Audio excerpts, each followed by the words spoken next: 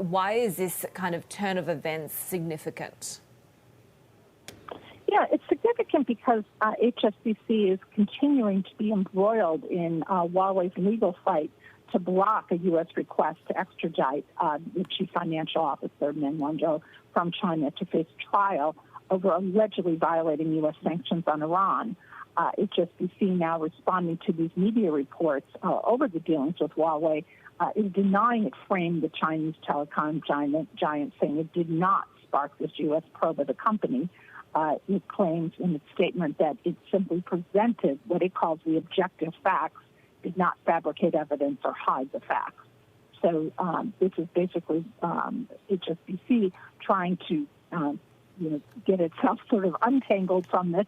It was further thrust into the spotlight last week with this new evidence that was presented in the Canadian court. Meng's lawyers argued that the U.S. misled Canadian authorities by admitting key elements of that PowerPoint presentation that Meng showed to HSBC bankers at a 2013 meeting. This is according to the Globe and Mail report.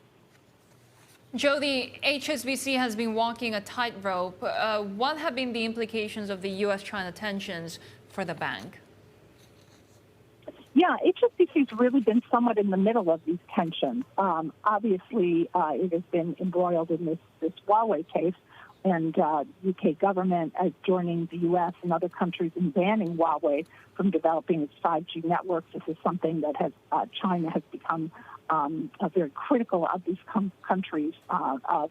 And also HSBC, which is a London-based bank that has a very large market in Hong Kong, has come out in support of this controversial security law, this national security law imposed by China on Hong Kong, and has basically supported China in its efforts and also in its efforts to quell the protests last year, which angered some of its Hong Kong customers. So, Jodi, what can we expect next for Huawei in this fight? Well, at this point, the U.S. is moving forward, continues to move forward, to press forward with its attempts to get Meng extradited to the U.S. The U.S. is continuing to argue that Meng deceived the banks, including HSBC, and that this prompted lenders to clear millions of dollars in transactions in violation of these sanctions. The U.S. is not backing down from that. China is not backing down from its criticism of the U.S. And Canada, and continuing to say that it will take actions in retribution for this if the U.S. and Canada continue this fight. So this is yet another element in this growing list of tensions between the U.S. and China.